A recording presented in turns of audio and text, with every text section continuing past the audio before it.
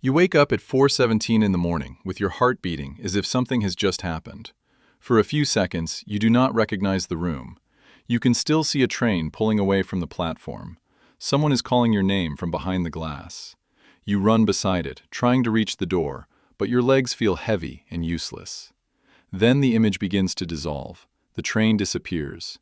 The voice becomes unclear. The station collapses into darkness. Within minutes, almost everything is gone.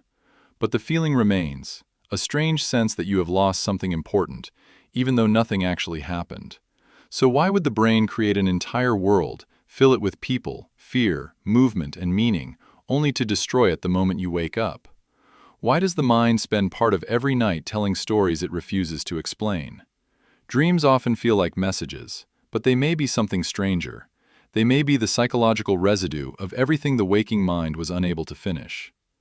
During the day, consciousness creates the appearance of order. You answer messages, complete tasks, follow conversations, and tell yourself that certain things do not matter. Someone responds to your message with a single word, "Okay." You notice the coldness, but continue working. A friend cancels plans for the third time. You say, "No problem." Your manager makes a small comment during a meeting.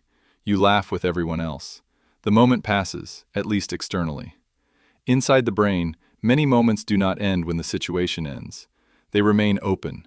A facial expression that felt slightly wrong, a harmless sentence that created tension, a familiar tone of voice that touched an old memory, a fear that appeared for half a second before being pushed away.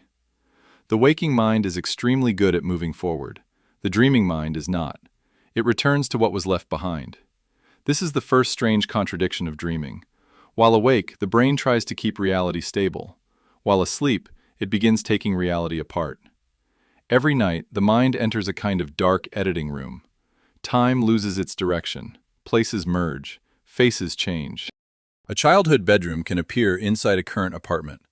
A dead relative can speak with the voice of a colleague. A hallway can continue for miles without reaching a door. The dream cuts reality into pieces, then rearranges those pieces according to a logic that feels absurd after waking, but completely natural while you are inside it. During vivid dreams, systems involved in imagery, emotion, memory, and threat can become highly active, while the parts responsible for careful judgment and logical consistency become less dominant. The result is a mind that can feel intensely without constantly interrupting itself with questions. A train can pass through your childhood kitchen. Your teacher can become your father halfway through a sentence. You can know that someone is dangerous without knowing who they are. You rarely stop to ask why any of this makes sense, because the emotional brain is speaking more loudly than the logical one. That detail changes how dreams should be understood.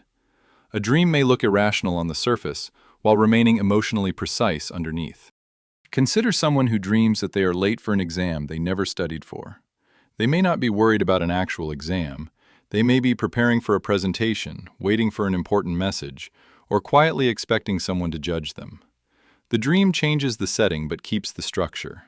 There is a demand. There is not enough time. Everyone else seems prepared, and the dreamer is about to be exposed. The brain does not reproduce the event. It reproduces the psychological pattern. The details are invented. The emotional code is not. Falling can become the physical shape of losing control. Being naked in public can become the image of social exposure. Being chased can become the body's version of avoidance. Searching through endless rooms can become the architecture of grief. The dream gives shape to feelings that had no clear shape during the day. This does not mean every object carries one universal meaning. A snake does not always mean betrayal. Water does not always mean emotion. A house does not always represent the self. Dreams use the dreamer's own history. A hospital can represent loss to one person and rescue to another. The image matters less than the emotional relationship attached to it. And the strange nightly story often begins long before sleep. Imagine someone receives a message from a person they care about. "I think we need some space." There is no argument, no dramatic ending, only a short sentence on a bright screen. They stare at it, place the phone face down, finish dinner, watch something, and go to bed. Externally, almost nothing happens. But the event has already connected to something older. Perhaps another person once disappeared without explanation. Perhaps affection in childhood was unpredictable, warm one day, distant the next. The nervous system learned that closeness could change without warning. From that experience, an internal belief formed. Silence means something is wrong. Distance is the beginning of abandonment. People leave when you stop being useful. The person may never consciously say these words. Beliefs like this often exist below language. They appear as tension, checking, overanalysis, or a sudden need to look unaffected. That belief creates a protective reaction. Do not ask too many questions. Do not appear desperate. Detach before the other person can reject you. So the person replies, "Sure, I understand." Their behavior looks calm, but that night they dream of standing in an airport while every departure screen goes blank. They run from gate to gate. Each door closes seconds before they reach it. They call someone, but the phone produces no sound. The dream seems bizarre, yet the chain beneath it is exact. The event was a message asking for distance. The past experience was unpredictable separation. The belief was that closeness can disappear without warning.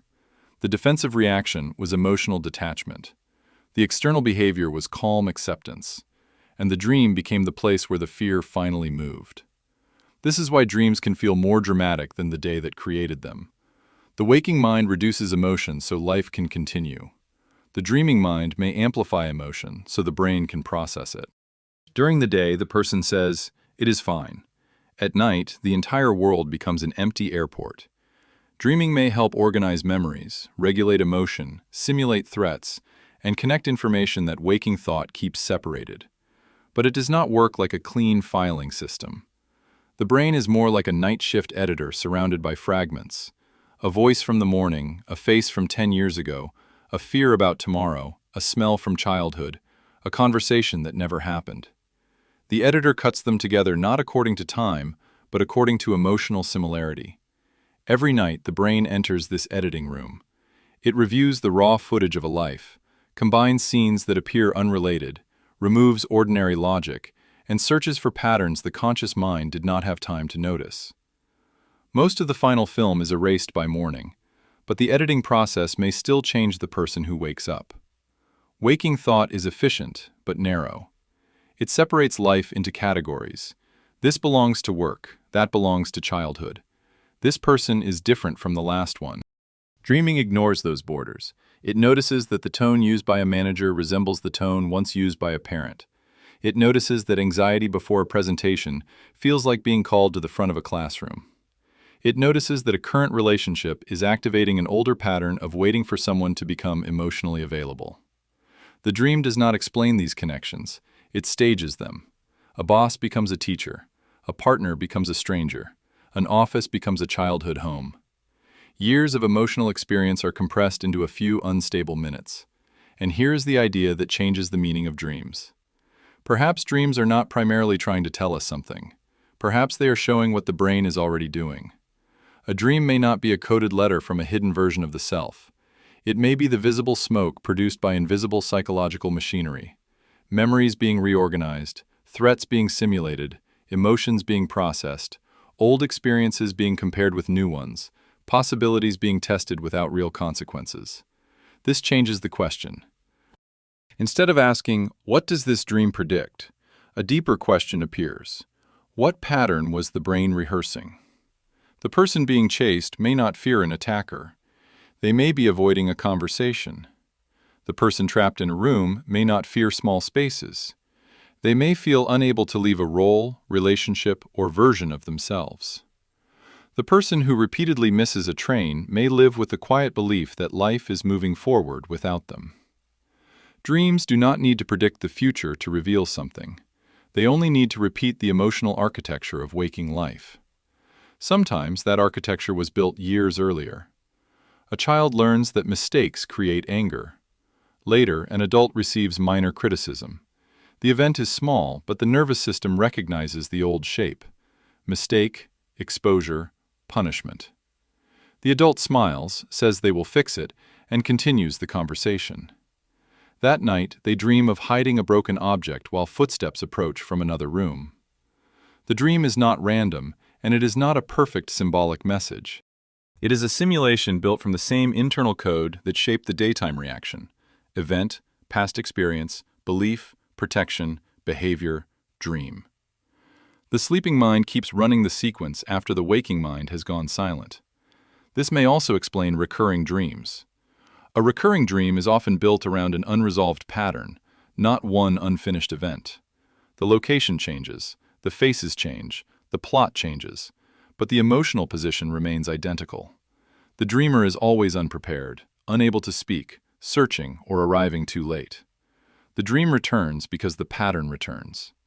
Then there are nightmares, where the survival function of dreaming becomes impossible to ignore. The body is safe in bed, but the brain creates danger with extraordinary precision. A shadow moves behind a door. Something follows from a distance. A familiar person suddenly has the wrong face. The dreamer tries to run, but cannot move quickly enough. The heart accelerates, breathing changes. The nervous system prepares for escape. Modern threats are often psychological rather than physical. Rejection, humiliation, failure, exposure, abandonment. The predators changed. The alarm system did not. So the dream gives abstract danger a body. The monster can become an upcoming decision. A collapsing building can become a life structure losing stability. A silent figure watching from the dark can become the fear of judgment itself. The sleeping brain takes invisible danger and gives it teeth. But dreams do more than rehearse fear. They also create impossible connections. A melody appears without effort. A solution arrives as an image. Two ideas that seemed unrelated suddenly fit together. With the logical gatekeeper weakened, the brain becomes less concerned with whether a connection is reasonable. Most combinations are meaningless. Some are absurd. A few are brilliant. Dreaming sacrifices accuracy for possibility. It becomes less like a judge and more like an inventor. Yet even then, the dream is rarely delivered cleanly. A person wakes with only a shape, a phrase, or the feeling that something important almost became clear. The experience can be vivid without being stored securely. It is like writing on glass covered in steam. For a moment, the image is sharp. Then the surface clears. An entire city can be built, populated, and destroyed inside one sleeping mind, leaving behind nothing except an altered heartbeat in a dark room. And now, the clock reads 4:19. The person from the beginning is still lying awake. The train is gone. The station is gone. The voice behind the glass can no longer be identified. At first, the dream seemed to be about missing a train. Now the scene looks different. Earlier that evening, they received a message from someone they had slowly grown close to. "I'm sorry, I don't think I can be what you're looking for." They replied almost immediately, "No worries, I understand." Then they placed the phone beside the bed and felt strangely calm. But the brain had already entered the editing room. It took the message from that evening, connected it to older moments of being left behind, found the belief that important things disappear just before they can be reached, and recognized the familiar defense of acting unaffected. Then it built a station. It created a departing train. It placed someone behind the glass. And for a few minutes, while logic slept, it allowed the emotion to become visible. The dream was not a prediction. It was not a supernatural warning. It was not meaningless noise. It was the mind revealing its method. During the day, the person lost someone quietly. At night, the brain made the loss loud enough to hear. That may be why we dream. Not because the sleeping mind leaves reality behind, but because, in darkness, it finally returns to the parts of reality the waking mind refused to look at.